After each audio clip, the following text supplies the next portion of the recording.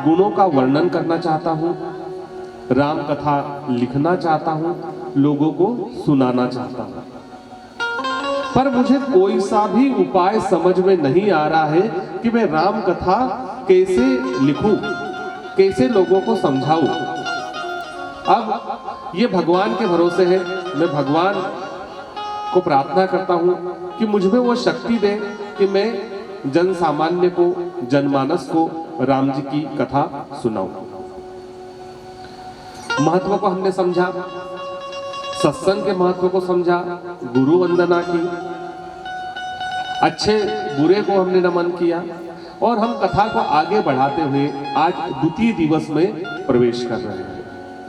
कथा आज द्वितीय दिवस प्रारंभ हो रहा है। इसमें भगवान शिव और मां सती की बड़ी शिक्षाप्रद कथा है कि हमारे जीवन को कैसे रहना चाहिए, घर में माताओं को कैसे विचार करना चाहिए, कैसे व्यवहार करना चाहिए।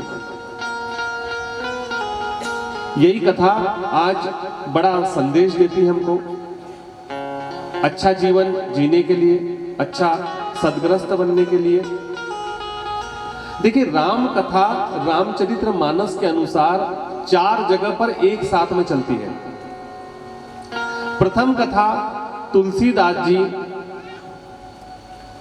सुना रहे हैं हम सबको, संतों को, भक्तों को। दूसरी कथा सुना रहे हैं शिव जी मां पार्वती को।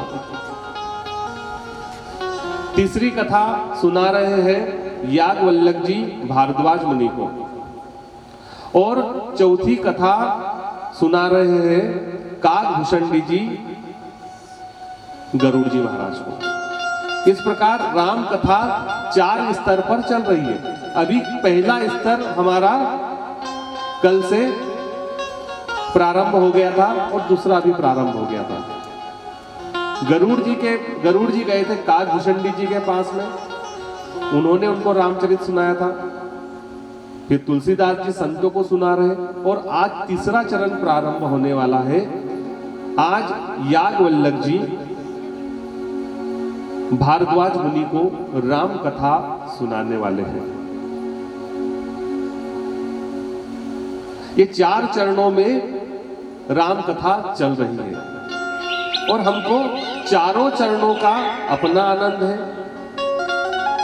कहते हैं कि जब तक इंसान प्रश्न नहीं करे उसका उत्तर नहीं मिलता।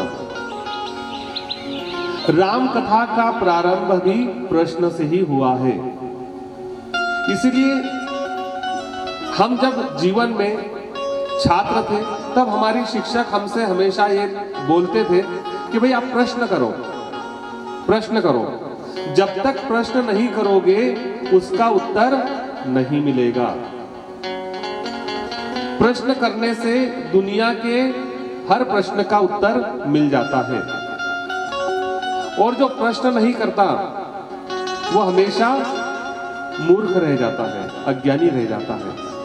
प्रश्न करने वाला भरी सभा में एक बार हंसी का पात्र हो सकता है, एक बार मूर्ख साबित हो सकता है, लेकिन उसको उत्तर के रूप में जो ज्ञान मिलेगा फिर उससे ज्ञान की गंगा बहेगी।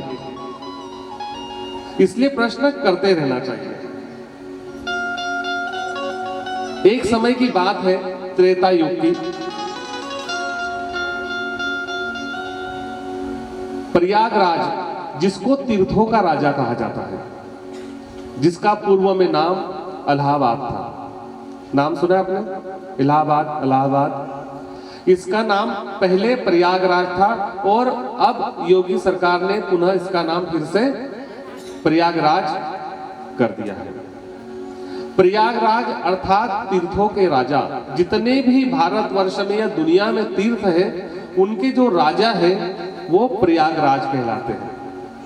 तो ऐसे प्रयागराज में माघ मास में हर साल, जो हमारे हिंदू कैलेंडर के अनुसार माघ मास आता है, उस समय वहां पर 1 मास का मेला लगता है।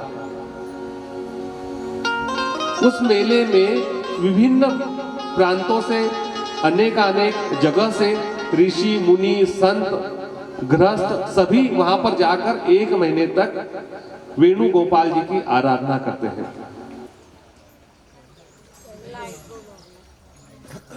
एक साउंड होगा ना, सुन पाया था।